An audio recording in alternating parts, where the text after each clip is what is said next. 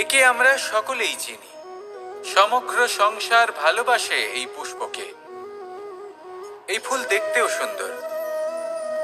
সবথেকে বেশি গুরুত্বপূর্ণ কথা হলো এর সুগন্ধ, যা দূর দূরান্ত থেকে ব্যক্তিদেরকে আকৃষ্ট করে। এই সুন্দর পুষ্প একটু মন দিয়ে দেখলেই দেখা যায় এর নিচে কাঁটা রয়েছে। এই সংসার বলে, এ প্রকৃতির কেমন রচনা, এত কোমল পুষ্প, এটা কি তীক্ষ্ণ কাঁটা সহ প্রস্ফুটিত হয়? এটাই হলো জীবনের সত্য। আমাদের অন্তরের সদ্গুণ, সেগুলিও এই ফুলের মতোই সুন্দর। সংসার এর সৌন্দর্য দেখতে পায়, এর সুগন্ধ চতুর্দিকে ছড়িয়ে পড়ে। কিন্তু এই সদ্গুণ জাগ্রত করে তোলার জন্য কঠোর পরিশ্রম করতে হয়, প্রতিনিয়ত চেষ্টা করে যেতে হয়। তাই জন্য যদি আপনি জানেন আপনার পথ উচিত কিন্তু তা কাঁটায় পরিপূর্ণ, তাহলে থামবেন না, চলতে থাকুন। একবার যদি অন্তরের সদ্গুণ জাগ্রত হয়, তাহলে এই সংসার এর সৌন্দর্য দেখবে আর সুগন্ধে আকর্ষিত হয়ে আপনার কাছে আসবে। এই মন, এই জীবন প্রসন্ন হয়ে বলবে, রাধা রাধা।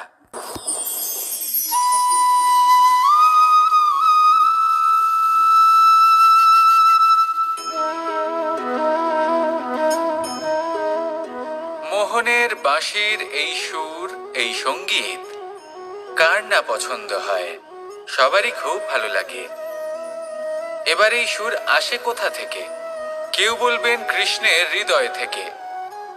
সত্য কথা, এই সুর হৃদয় থেকে নির্গত হয় এবং প্রকট হয় এই বাঁশি থেকে।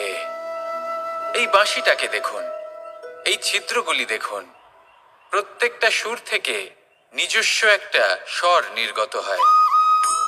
এবার যে ব্যক্তি এই সমস্ত সুর এবং স্বর বুঝতে পারেন, এতে নিপুণ, তিনি এই বাঁশির দ্বারা যে সুর নির্গত করবেন তা তো মধুর অবশ্যই হবে।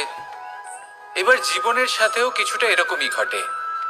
জীবনের কিছু নীতি থাকে, অর্থ, কুটুম্ব এবং আধ্যাত্মিক। যদি জীবনের প্রত্যেকটা মুহূর্ত সুখময় হয় এরকম আপনি চান, তাহলে এই তিনটি নীতিতে আপনাকে নিপুণ হতে হবে। কোনো একটি বিশেষ নীতির প্রতি যদি আপনি বেশি ঝুঁকে পড়েন, তাহলে বাকি দুই নীতি থেকে যা সুখ লাভ করা সম্ভব তা পারবেন না।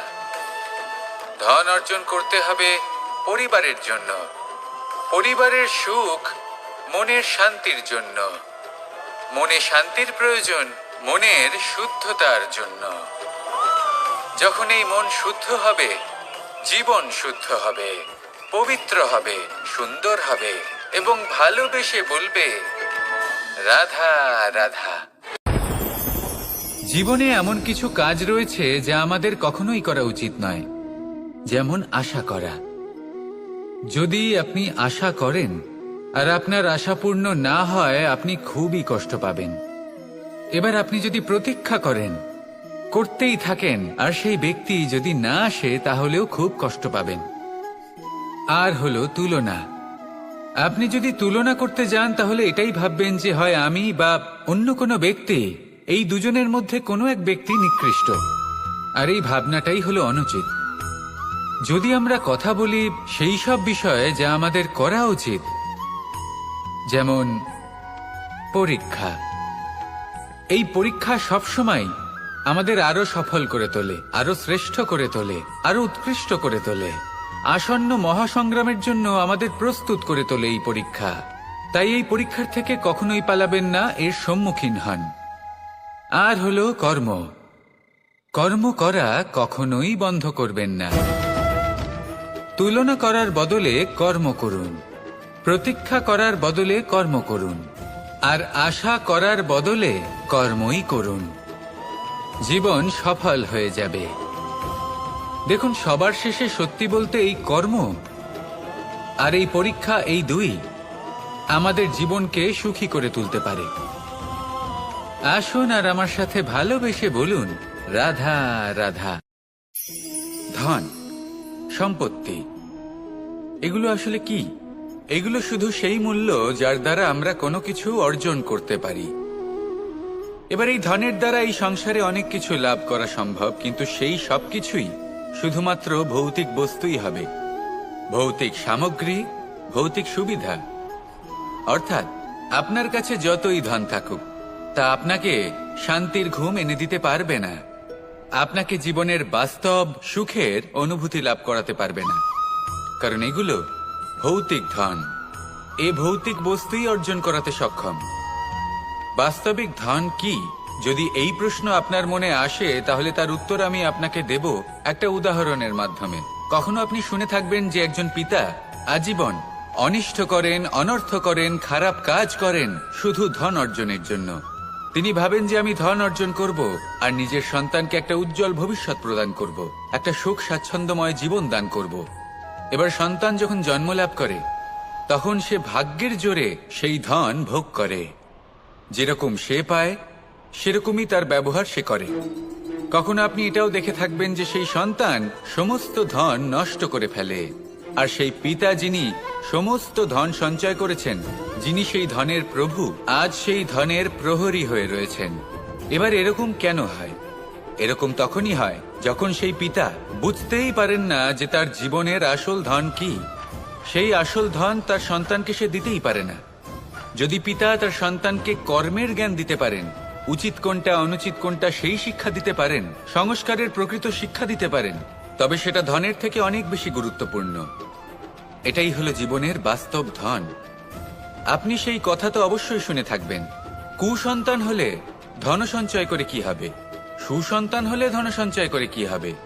সন্তান যদি কুপুত্র হয় তাহলে সব নষ্ট করে ফেলবে, আর সন্তান যদি সুপুত্র হয় তাহলে ধন থাকুক না থাকুক, সে নিজেই কর্মের পথে অগ্রসর হয়ে ধন অর্জন করবে আর নিজের জন্য এক উজ্জ্বল ভবিষ্যৎ গড়ে তুলবে।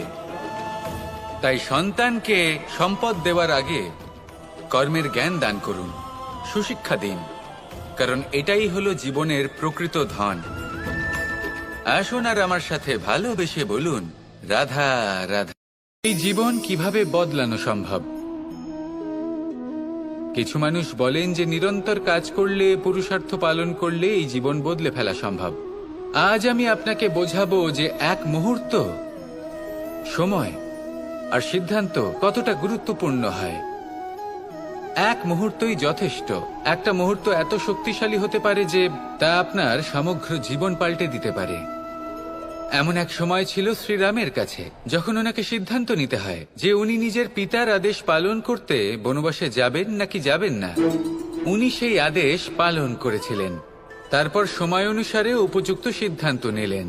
আর আজ সকলের মনে বসবাস করেন শ্রীরাম। আর অন্যদিকে আছে রাবণ। ওনার কাছে একটা সময় ছিল, একটা সুযোগ ছিল নিজের প্রারব্ধকে শুভ করে তোলার। উনি ভুল করলেন আর মৃত্যু লাভ করলেন। নির্বাচন সবসময় আপনার হাতে, শুধু আপনাকে সময়কে বুঝতে হবে, সেই মুহূর্তকে বুঝতে হবে আর উচিত সিদ্ধান্ত নিতে হবে, ব্যাস। বুঝতে শিখুন এই সময়ের দাবি কি, বুঝতে শিখুন এই সময়ের ইচ্ছে কি, আর উচিত সিদ্ধান্ত নিন। আর আমার সাথে ভালোবেসে বলুন, রাধা রাধা। মানুষ জন্মগ্রহণ করে, তার সাথে ভয়েরও জন্ম হয়। ছোটবেলা থেকেই আমাদের মনে কোনো না কোনো প্রকারের ভয় থেকেই যায়। কেউ এই বিষয়ে ভয় পায় যে তার কোনো বস্তু তার থেকে দূরে চলে যাবে, কেউ এই বিষয়ে ভয় পায় যে আমি নিজেকে হারিয়ে ফেলব, কেউ এই ভেবে ভয় পায় যে আমার প্রিয়জনেরা তারা যেন আমার থেকে দূরে না চলে যায়, কেউ এই ভেবে ভয় পায় যে আমরা যেন পথ না হারিয়ে ফেলি, আদি ইত্যাদি। কিন্তু সত্যি কথা বলতে, ভেবে দেখুন এই ভয় বাস্তবে কি? শুধুই একটা মনস্থিতি, আর কিছুই নয়। যা কিছু আপনি জীবনে পেয়েছেন তা একদিন আপনাকে হারাতে হবে। এই জীবন হলো আপনারই, কিন্তু তাও একদিন সমাপ্ত হবে। তাই ভয় পেয়ে কি লাভ? এই ভয় শুধু আপনাকে জীবন যাপন করা থেকে বাধা দিচ্ছে, আর কিচ্ছু নয়। পথ হারিয়ে ফেললেই বুঝতে পারবেন যে নতুন পথ কিভাবে বানাতে হয়। কিছু মানুষকে জীবন থেকে হারালে তবেই আপনি বুঝবেন যে আপনার আপনজনকে। এই ভয়ের কারণে ভীত হয়ে থাকবেন না।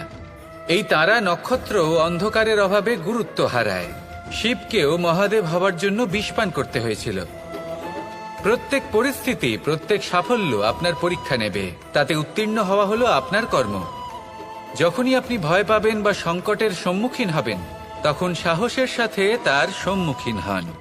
মনে রাখবেন, যে সম্মুখীন হতে জানে, সাফল্য তার সাথে সবসময় থাকে। আসুন আর আমার সাথে ভালোবেসে বলুন, রাধা রাধা। বুদ্ধি আর বিবেকের পার্থক্য কোথায় তা নিয়ে এই সংসার অনেক কিছুই ভাবে। কিছু মানুষ ভাবেন যে এই দুই হলো একই, কিন্তু যদি সত্যি কথা বলি তাহলে এই দুইয়ের মধ্যে একটা অমূল্য পার্থক্য আছে। আর তা হলো এটা যে বুদ্ধির সম্পর্ক হলো মস্তিষ্কের সাথে, আর বিবেকের সম্পর্ক হলো হৃদয়ের সাথে। যে কোনো বুদ্ধিমান মানুষ কি করেন? নিজের মতন করে এই সংসারকে বদলে ফেলতে চেষ্টা করেন। একজন বিবেকশীল মানুষ কি করেন? নিজের অন্তরকে, নিজের মনকে বদলে ফেলতে চেষ্টা করেন। কারণ মানুষের সংসার এই মনের মধ্যেই বসবাস করে।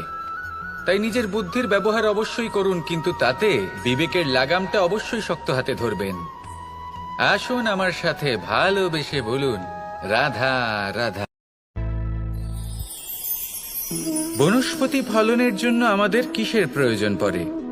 একটু ধরিত্রীর, একটু পরিশ্রমের, আর একটা বীজের। এবার যদি মানুষের কথা বলি, তাহলে এখানে ধরিত্রী হলো মানুষের এই জীবন, যেখানে মানুষ নিজের ইচ্ছের ফল ফুল ফলন করতে চায়। পরিশ্রম হলো আমাদের কর্ম, আর বীজ হলো আমাদের নির্বাচন। আমাদের বেছে নিতে হবে যে আমরা কি বপন করব, আম নাকি ফণি মনসা। এর মধ্যে আমরা কি পেতে চাই? রসালো ফলের ফলন চাই নাকি কাঁটার ফলন চাই, তা আমাদের উপর নির্ভরশীল। কিন্তু একটা কথা ঠিক, লক্ষ্য যেমনই হোক না কেন, জীবন যেমনই হোক না কেন, যদি আপনি লক্ষ্যের দিকে এগোতে থাকেন, তাহলে কর্মের সাথে খামখেয়ালি আচরণ করতে পারবেন না। যদি আপনি এমন করেন, তাহলে এটা আপনাকে একটা অনুচিত লক্ষ্যে পৌঁছে দেবে, সেটা কিন্তু নিশ্চিত। সবসময় এটা মনে রাখবেন, কর্মের সাথে খামখেয়ালি হবেন, অর্থাৎ কর্মফলও আপনার সাথে খামখেয়ালি হবে। তাহলে নিষ্ঠার সাথে কর্ম করতে থাকুন আর নিজের লক্ষ্যকে প্রাপ্ত করুন। আর আমার সাথে ভালোবেসে বলুন, রাধা রাধা। পরিস্থিতি কখনো এটা ভালো থাকে, আবার কখনো মন্দ হয়ে যায়। কখনো এই পরিস্থিতি আমাদের পক্ষে থাকে, আর কখনো এই পরিস্থিতি অনুযায়ী আমাদের চলতে হয়। কোনো বিকল্প থাকে না। কিন্তু যখনই এই পরিস্থিতি খারাপ হয়ে যায়, তখন কি করা উচিত সেই প্রশ্ন মনে জেগে ওঠে। পরিস্থিতি যখন প্রতিকূল হয়, তখন আমরা কিছু হারালে তা হারিয়ে ফেলি, ঠিক আছে, কিন্তু যা বাকি আছে সেটা আমরা আগলে রাখতে পারি। পরিস্থিতিকে সামলে রাখার চেষ্টা আমরা অবশ্যই করতে পারি, শুধু সেটুকুই আমাদের হাতে রয়েছে। কিন্তু এর থেকেও বড় সমস্যা আছে, অহংকার। কখন প্রবেশ করে আমরা জানতেও পারি না। এই অহংকার আপনাকে বুঝতেও দেবে না যে আপনি সত্যি কিছু হারিয়েছেন। আপনার কিছুই যাবে আসবে না। দেখতে গেলে আকাশের সূর্য নিজের প্রকাশ হারিয়ে ফেলে যখন অন্ধকার ঘনিয়ে আসে। তাহলে আমরা কে হই? ওনার সামনে তো কিছুই নই। এই অহংকার আমাদের দমন করতেই হবে। এটা বিশ্বাস করতে হবে যে এই সমগ্র সৃষ্টিতে আমরা শুধুমাত্র একটা কণা, তার থেকে বেশি আর কিছুই নয়। বিশ্বাস করতে হবে যে আমরা ততটাও বড় নই যে কখনোই কিছুই হারাবো না। এবার যেদিন এই জ্ঞান আপনি আত্মস্থ করে নিজের আচরণ পাল্টাবেন, মনে রাখবেন সেই দিনই অহংকারকে দমন করতে আপনি পথে অগ্রসর হয়ে পড়েছেন। এই অহংকারকে দমন করুন আর আমার সাথে ভালোবেসে বলুন, রাধা রাধা। অন্ধকারাচ্ছন্ন রাত্রি যদি এসে থাকে, তাহলে আলোকিত প্রকাশ নিয়ে সূর্যও অবশ্যই আসে। রোগ যদি এসে থাকে, তাহলে তার ওষুধও অবশ্যই আসে। সমস্যা যদি আসে, তাহলে সেই সমস্যার সমাধানও নিজে থেকেই আমাদের কাছে চলেই আসে। এই সংসার, এই জীবনের শুধুমাত্র একটাই নিয়ম আছে, আর তা হলো এটাই, এই সংসার হলো একটা চক্রের মতো, এতে শাশ্বত বলে কিছু নেই, নিত্য বলে কিছু নেই। আর যা কিছুই রয়েছে সব বদলাতে চলেছে। যদি আপনার জীবনে দুঃখ থাকে, সমস্যা থাকে, যদি আপনি বিপদ দ্বারা আচ্ছন্ন, তাহলে মনে রাখবেন সবকিছু বদলে যেতে চলেছে।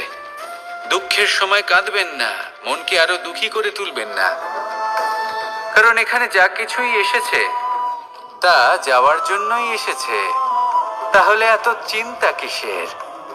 আনন্দ সহকারে জীবন যাপন করুন আর আমার সাথে ভালোবেসে বলুন রাধা রাধা।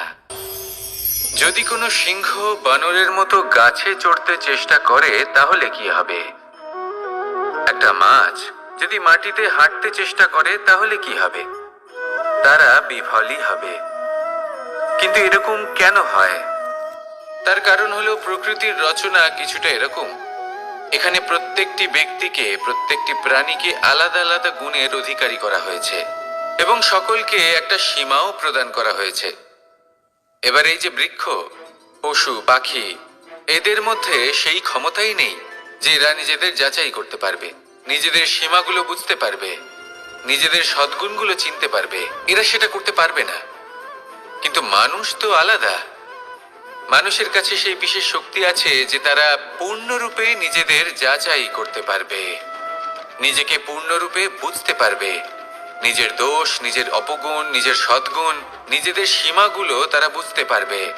আর এটা অত্যন্ত গুরুত্বপূর্ণ। কথায় আছে যে যদি সাফল্য লাভ করতে হয় তাহলে নিজেকে যাচাই করে নিতে হবে। তাই নিজেকে যাচাই করুন, নিজের সাথে পরিচিত হয়ে যান এবং জীবনে কর্ম করতে থাকুন। সাফল্যের শিখরে অবশ্যই পৌঁছে যাবেন। আর ওখানে যদি যান তাহলে এই মন প্রসন্ন হয়ে অবশ্যই বলবে রাধা রাধা। পৌঁছানো অত্যন্ত কঠিন হয়। কেউ ভাবেন যে কেন এত কঠিন হয়, কেন এত কষ্ট করতে হয় লক্ষ্যে পৌঁছানোর জন্য। এই লক্ষ্য সরলভাবে কেন আমার কাছে চলে আসে না? চলুন আপনাকে একটা কথা বলি, যদি আপনার লক্ষ্য কঠিন না হয় তাহলে তাকে পাওয়া আপনার পক্ষে অসম্ভব হয়ে উঠবে। লক্ষ্যে পৌঁছানোর এই রাস্তায় আপনি যে কড়া রোদের সম্মুখীন হন, যার থেকে আপনি দূরে পালাতে চান, সেই রোদ আপনাকে প্রেরণা যোগায় যে আপনি এগোতে থাকুন।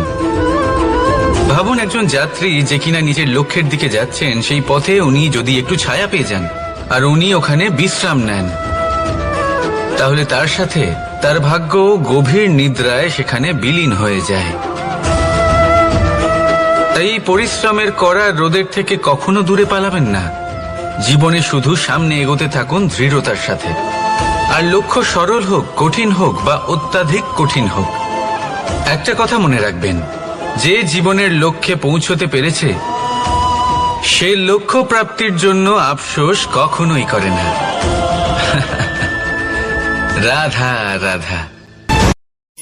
এই সংসারে সাফল্য লাভ করার জন্য জ্ঞানের প্রয়োজন হয়, পরিশ্রমের প্রয়োজন হয়, দৃঢ় নিষ্ঠার প্রয়োজন হয়, নিরন্তর চেষ্টা করা প্রয়োজনীয়। কিন্তু আরো কিছু আছে যা অত্যন্ত প্রয়োজনীয় এবং গুরুত্বপূর্ণ। তা হলো ভালো বন্ধু। তাদের থাকা অত্যন্ত প্রয়োজনীয়। যদি ভালো বন্ধু থাকে তাহলে সময় এলে তারা ঢাল হয়ে আপনাকে সুরক্ষা করবেন। সময় এলে অস্ত্রের মতো শত্রুকে সংহারও করবেন। যদি তিনি জ্ঞানী হন, তাদের মধ্যে সদ্গুণ থাকে, তাহলে এই সব গুণ আপনার মধ্যেও প্রবেশ করবে। তাহলে সাফল্যের জন্য ভালো বন্ধু পাওয়া অত্যন্ত প্রয়োজনীয়।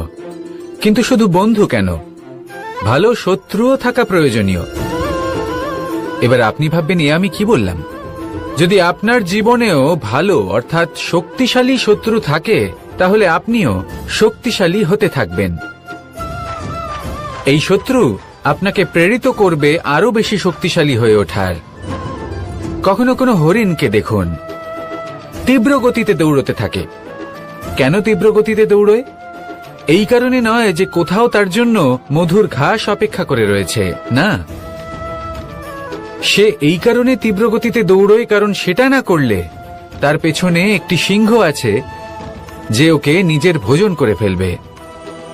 তাই জীবনে বিপদ, সংকট এই সব কিছুও হলো অত্যন্ত গুরুত্বপূর্ণ। তার সম্মুখীন হতে শিখুন আর আমার সাথে ভালোবেসে বলুন, রাধা রাধা। ধৈর্য, এই ধৈর্য কি কোনো গুণ, কোনো অনুভূতি, কোনো দৃষ্টিভঙ্গি? আমার জন্য ধৈর্য এক বাহন। আপনি হয়তো ভাবছেন এই কেমন বাহন? বাহন তো ঘোড়া হতে পারে, হাতি হতে পারে, উটও হতে পারে, কিন্তু ধৈর্যকে বাহন বানানো মানে? চলুন আপনাকে একটা কথা বোঝাই। পৃথিবীতে এমন কোনো বাহন নেই যে তার আরোহীকে আছড়ে ফেলেনি। সেটা উট হোক বা হাতি হোক বা ঘোড়া হোক, চলতে চলতে কখনো নড়বড় করেই বসে। তারপর সেই আরোহী পড়ে কারোর পায়, তারপর পড়ে তার নিজের নজরে। কিন্তু ধৈর্যরূপী বাহন কখনো কাউকে ফেলে না, কখনো না। না সেই আরোহী কারোর পায়ে পড়ে আর না তো নিজের নজরে। কারণ ধৈর্য আপনাকে বিবেক প্রদান করে, বিবেক আপনাকে পরিকল্পনায় সাহায্য করে, আর পরিকল্পনা প্রদান করে আপনাকে শক্তি আপনার লক্ষ্যের দিকে অগ্রসর হওয়ার। বুঝলেন? ধৈর্যকে সঙ্গে রাখুন, নিজেকে আরো ধৈর্যশীল করে তুলুন। এই ধৈর্যের সাহায্যে আরোহণ করে দেখুন কিভাবে এই বাহন আপনাকে আপনার গন্তব্যে পৌঁছে দেবে। রাধা রাধা।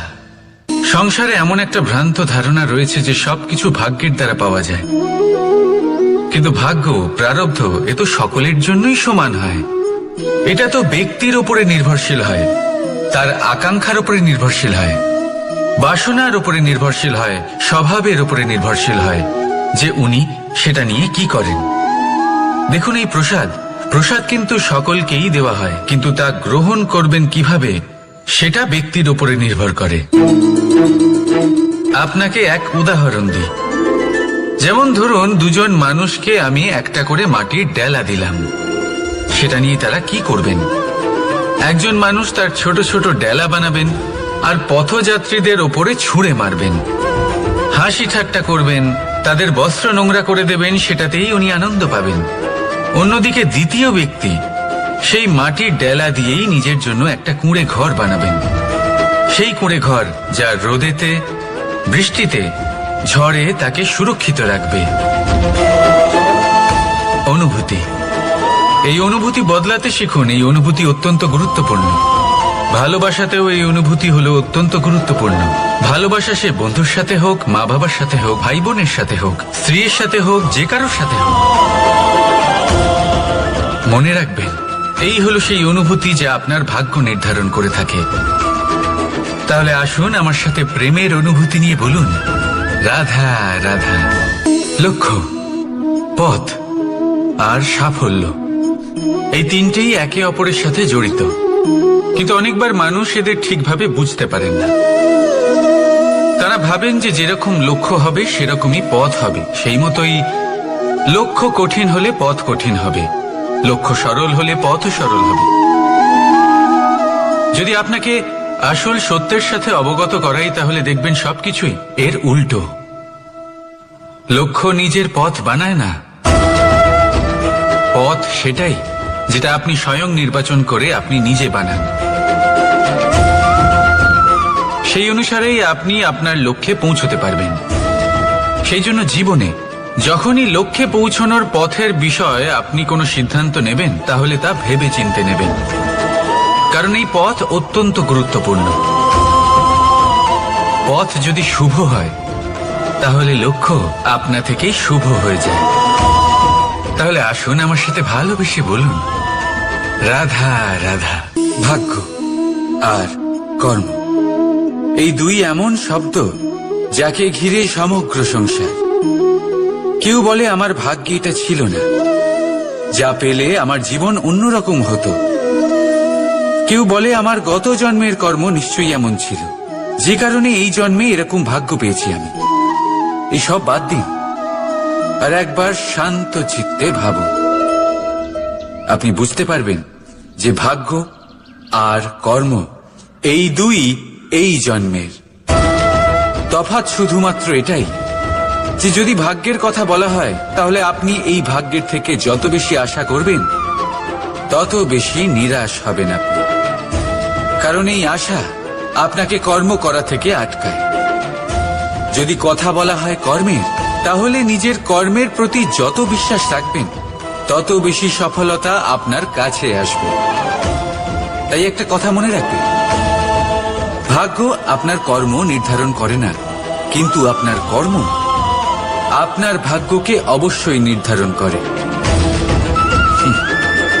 রাধা রাধা নাম কত সাধারণ একটা বিষয়।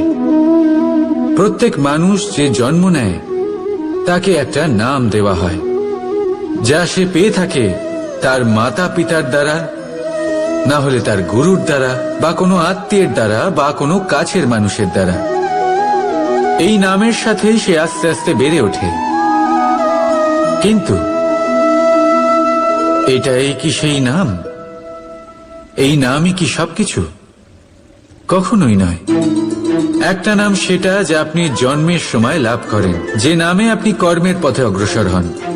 আরও একটা নাম সেটা যা আপনি আপনার কর্মের দ্বারা অর্জন করেন, আর এই নামেই আপনাকে সবাই যুগ যুগ ধরে মনে রাখে। আপনার আসল নাম সেটা নয় যা আপনাকে জন্মের সময় দেওয়া হয়েছিল।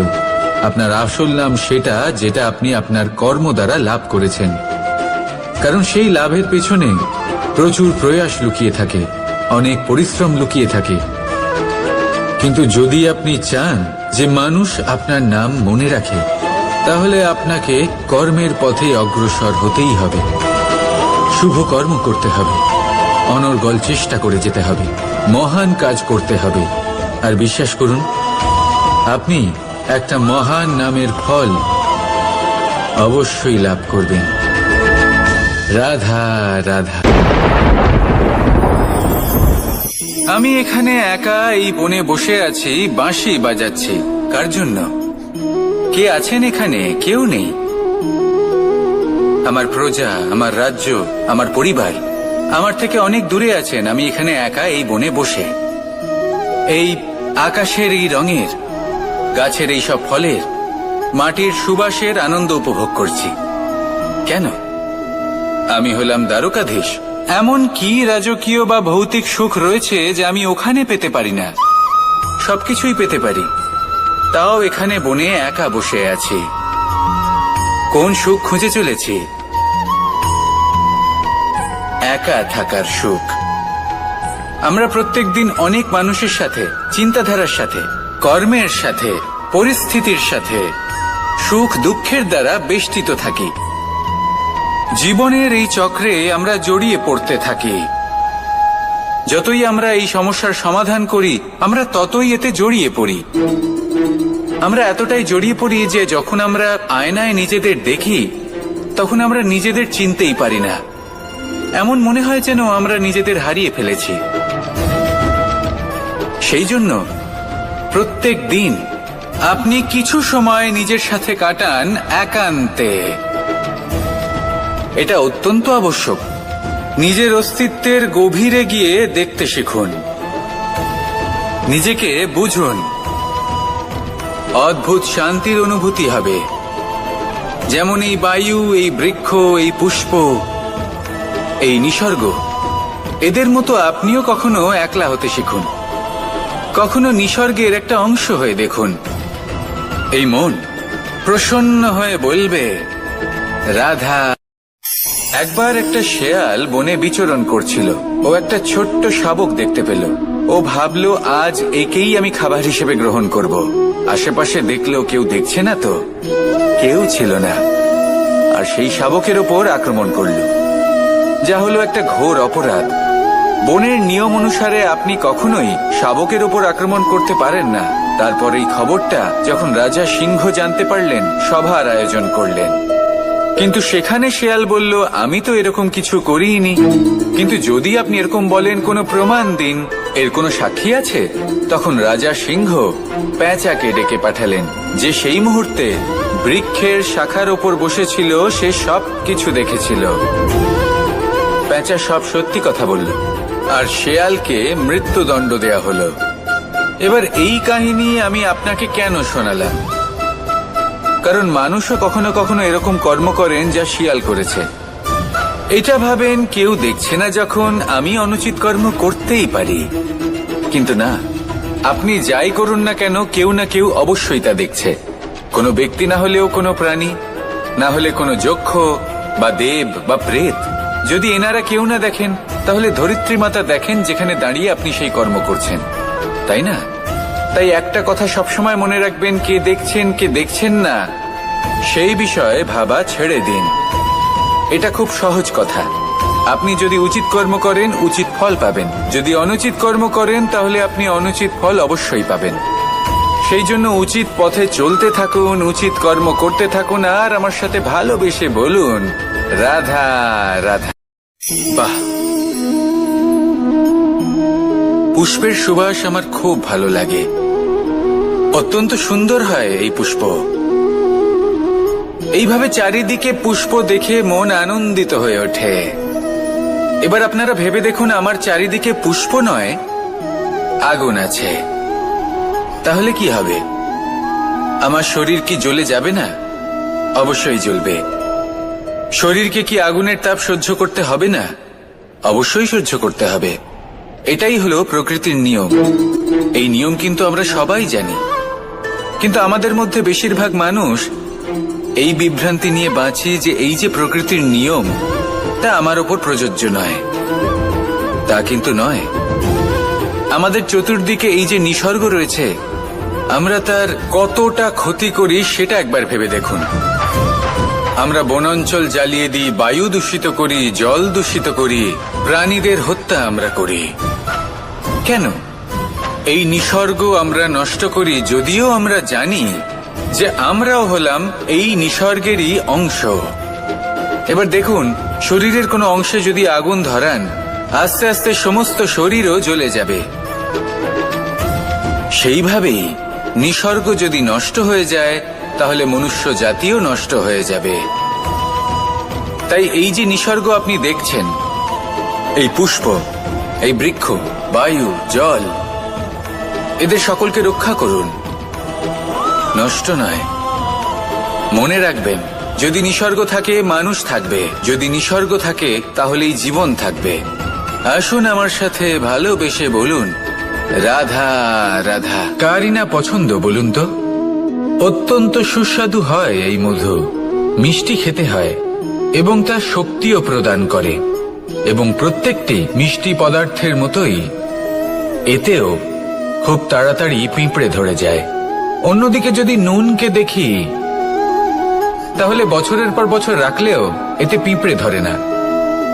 এবার যদি কথা বলি বন্ধুত্বের, তাহলে বন্ধুত্ব নুনের মতো হওয়া উচিত, মধুর মতো নয়। যারা সামনে এলে শুধুমাত্র মধুর মধুর কথা বলবে, পরে এতে পিঁপড়ে ধরে যাবে। এটা নুনের মতো হওয়া উচিত।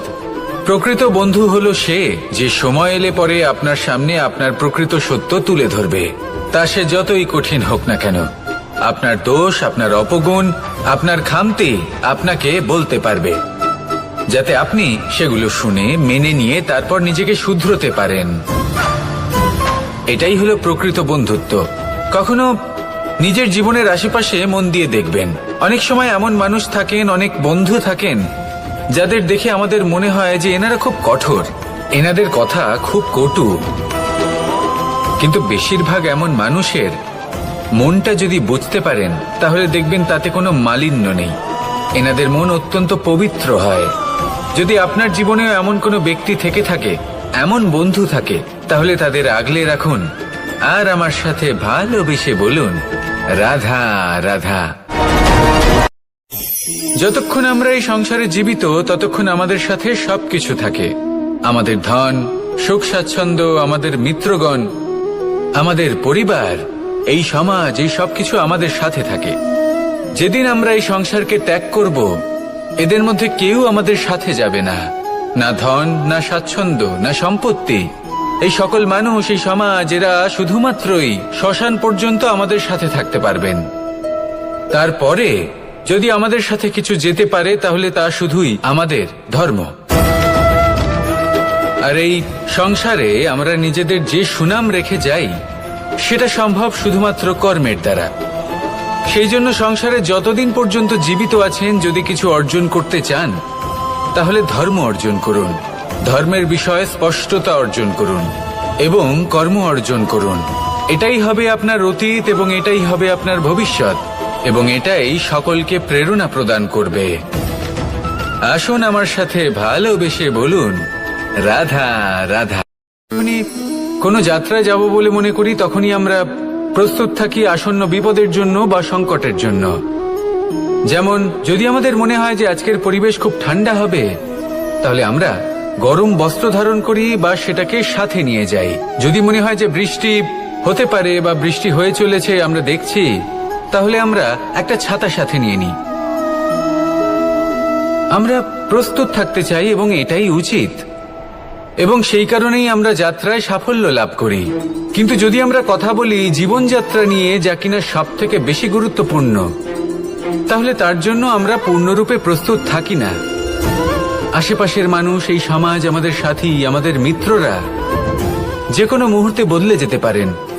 সেই জন্য আমরা নিজেদেরকে কখনো সাবধান করি না, কখনোই নিজেদের প্রস্তুত করি না। আমাদের এটা কখনোই মনে হয় না যে এরকম হতে পারে, আর সেই কারণেই শেষে গিয়ে আমরা অত্যন্ত দুঃখ পাই। একটা অমূল্য শিক্ষা আছে যেটা আমাদের লাভ করা উচিত, সতর্ক থাকা উচিত।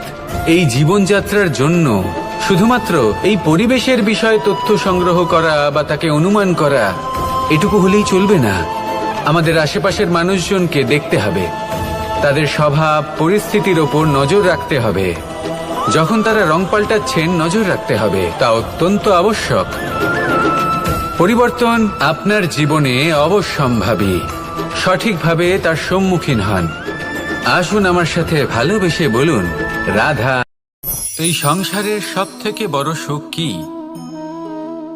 কেউ বলবেন নিজের লক্ষ্য প্রাপ্ত করা, কেউ বলবেন ধন উপার্জন করা, কেউ বলবেন নিদ্রাই সব থেকে বড় সুখ, কেউ বলবেন রাজ্য লাভ করা, আবার কেউ বলবেন মাতার হাত থেকে খাবার খাওয়া, আদি ইত্যাদি। কিন্তু যদি সত্যি কথা বলি, এই সংসারের সব থেকে বড় সুখ হলো সেবা করা। কখনো কাউকে সেবা করে দেখুন। এই সেবা দ্বারা অন্য কোনো মানুষের আশীর্বাদ লাভ করাতেই সুখ রয়েছে। আপনার সেবা ভাব দ্বারা যখন কোনো মানুষ নিজের অন্তরাত্মা থেকে আপনাকে আশীর্বাদ করে, তার থেকে বড় সুখ আর কিছুই নেই। কারণ প্রত্যেক মানুষের মধ্যে ঈশ্বর বাস করেন। নরের সেবাই হলো নারায়ণের সেবা। নিষ্কাম সেবা করাই হলো সব থেকে বড় সুখ। তাই নিজের অন্তরে সেবার এই ভাব জাগ্রত করুন। যে সুখের কথা আমি বলছি, সেই সুখ অনুভব করেই দেখুন। এই মন সুপ্রসন্ন হয়ে বলবে, রাধা রাধা। বাহ, পুষ্পের সুবাস আমার খুব ভালো লাগে। অত্যন্ত সুন্দর হয় এই পুষ্প। এইভাবে চারিদিকে পুষ্প দেখে মন আনন্দিত হয়ে ওঠে। এবার আপনারা ভেবে দেখুন, আমার চারিদিকে পুষ্প নয়, আগুন আছে। তাহলে কি হবে? আমার শরীর কি জ্বলে যাবে না? অবশ্যই জ্বলবে। শরীরকে কি আগুনের তাপ সহ্য করতে হবে না? অবশ্যই সহ্য করতে হবে। এটাই হলো প্রকৃতির নিয়ম। এই নিয়ম কিন্তু আমরা সবাই জানি, কিন্তু আমাদের মধ্যে বেশিরভাগ মানুষ এই বিভ্রান্তি নিয়ে বাঁচি যে এই যে প্রকৃতির নিয়ম, তা আমার ওপর প্রযোজ্য নয়। তা কিন্তু নয়। আমাদের চতুর্দিকে এই যে নিসর্গ রয়েছে, আমরা তার কতটা ক্ষতি করি সেটা একবার ভেবে দেখুন। আমরা বনাঞ্চল জ্বালিয়ে দিই, বায়ু দূষিত করি, জল দূষিত করি, প্রাণীদের হত্যা আমরা করি। কেন? এই নিসর্গ আমরা নষ্ট করি, যদিও আমরা জানি যে আমরাও হলাম এই নিসর্গেরই অংশ। এবার দেখুন, শরীরের কোনো অংশে যদি আগুন ধরান, আস্তে আস্তে সমস্ত শরীরও জ্বলে যাবে। সেইভাবেই নিসর্গ যদি নষ্ট হয়ে যায়, তাহলে মনুষ্য জাতিও নষ্ট হয়ে যাবে। তাই এই যে নিসর্গ আপনি দেখছেন, এই পুষ্প, এই বৃক্ষ, বায়ু, জল, এদের সকলকে রক্ষা করুন, নষ্ট নয়। মনে রাখবেন, যদি নিসর্গ থাকে মানুষ থাকবে, যদি নিসর্গ থাকে তাহলেই জীবন থাকবে। আসুন আমার সাথে ভালোবেসে বলুন রাধা রাধা।